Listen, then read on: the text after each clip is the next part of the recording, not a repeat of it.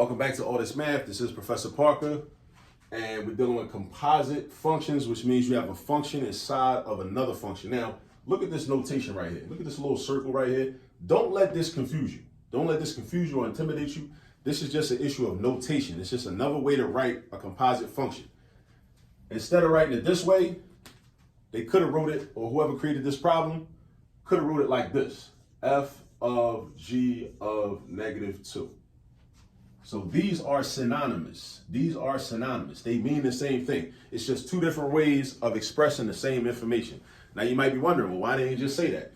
Well, I mean, it's good to know multiple ways of being able to express the same thing. Just like when you got to write a paper or you got to write an essay or an article, you want to know synonyms. You want to be able to express your ideas using different terms in your vocabulary, right? So we do the same thing in math. So it's good to know that a composite function can be written like this. It's also good to know that the same composite function can be written like this, all right? But you got to recognize that they mean the same thing. So when you see that little circle in between the F and the G, or whatever the letter might be, and then you see in parentheses the number is separate outside of the parentheses by itself, know that that means the same thing as this. So this reads f of g of -2. This also reads f of g of -2. So they mean the same thing. That's the first thing I want to get clear. They mean the same thing. So don't let that confuse you or intimidate you or none of that, all right? Now, since this means the same thing as this, I'm going to treat it like this, right? We consider this like the inside function. The g function is like the inside function. And the way I do these problems, I work out the inside function first. Work out the inside function first. And then once I get the inside function, I throw it back into the mix. And then I work out the outside function. So we go inside, outside, inside, outside, inside, outside. You know what I'm saying? So let's do g of -2. That's what I'm about to do. I'm about to figure out what g of -2 is. So I go to the g function, which is right here. This is the g function. We ain't worried about the f function in this example. We only worried about the g function. So we got the g function right here. And now they're telling us that x is -2. So every place you see an x, you replace it with a -2. When we dealing with composite functions, we replacing and doing the math. Replacing and doing the math. Replacing and doing the math. Replace and do the math. All right. So every place I see an x was right here. Now it's a -2 right there. I see an x right here. I'm going to replace that with -2 also. But I'm going to put it in parentheses. I'm going to make sure it's in its own set of parentheses.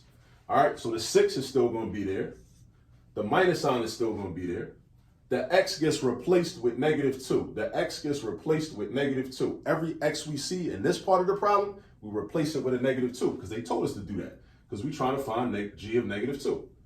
So put the -2 in parentheses, and then the exponent 2 is still there. So we did our replacing. Now we got to do the math. We did the replacement. Now we got to do the math. All right. But when we do the math, we got to follow order of operations. So make sure you have mastery of the order of operations. All right. So I'm going to deal with the exponent first. So that's going to be 6 minus 4. Why is it 4? Because -2 squared means -2 times -2. -2 squared, or -2 to the second power, means -2 times -2. -2 times -2. Two of them. That's why the exponent is a 2. And a negative times a negative always equals a positive. You might be wondering, why is the minus sign? Because there was already a minus sign there. So that's why it's not 6 minus -4. It's 6 minus +4, technically. All right? So now we're just doing regular subtraction from elementary school. 6 minus 4 is 2. So we know that g of -2 is 2. G of -2 is 2. So now I dealt with the inside function. Now I'm about to deal with the outside function, the f. So now, I made a mistake earlier. In this problem, we are dealing with f. We're dealing with f and g, right? But we was dealing with g first. Now we're about to deal with the f. We finished dealing with g. But now it's telling me, well, what's f of this? G of -2 is 2. G of -2 is 2. So that means I can replace g of -2 with 2. So I'm really looking for f of 2. I'm really looking for f of 2 because I know that g of -2 and 2 are the same thing. So now I'm looking for f of 2. So now we got f of 2, right? Make sure you understand it. Make sure you understand what I just wrote. Now, why am I able to write this? Because I'm looking for f of g of -2. G of -2 was inside of the f function. But I also know that g of -2 is the same thing as this. They the same thing. This and this are the same thing. This and this are the same thing. G of -2 and +2 are the same thing. So that means I can replace this with a +2. When I'm trying to find what f of g of -2 is, I could just make it simple. Replace it with a regular straight little number. So now I got f of 2. So now I go to the f function. The f function is 4x minus 3. So every place I see an x, I replace it with a 2. So now I got 4 times 2 minus 3. Now I use order of operations. Order of operations. What's 4 times 2? That's 8. What's 8 minus 3? That's 5. And that's my final answer. That's my final answer. 5. 5 is my final answer. So it's f of g of -2. It's all a language. It's all about language. That's all it is. Math is a language. If we start to embrace math the same way we embrace like studying different languages or foreign languages, it will make so much more sense. All it is a language. So many people get caught up because they be like, well, what does this mean? What is all that? Listen, it just means the same thing as this. It's a language.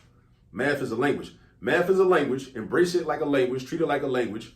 Understand that it's a set of rules. It's a bunch of rules to everything. Every problem got its own set of rules. Just like spades got rules. Uno got rules, right? You go to different people's houses. Different people got different rules for Uno. Different people got different rules for spades. Once you learn the rules, you can get on the table and you can play. You know what I'm saying? If you don't learn the rules, get off the table. You can't play, right? Math is the exact same way. I promise you. Just like sports. People love football. Football got rules. Basketball got rules, right? Everything got rules. Once you understand it's a language and then you learn the rules of every problem, you're going to be straight. It's going to be easy. I'm telling you, it's going to be easy. All right. So the final answer, +5. Go get some practice. I'll see you in the next video.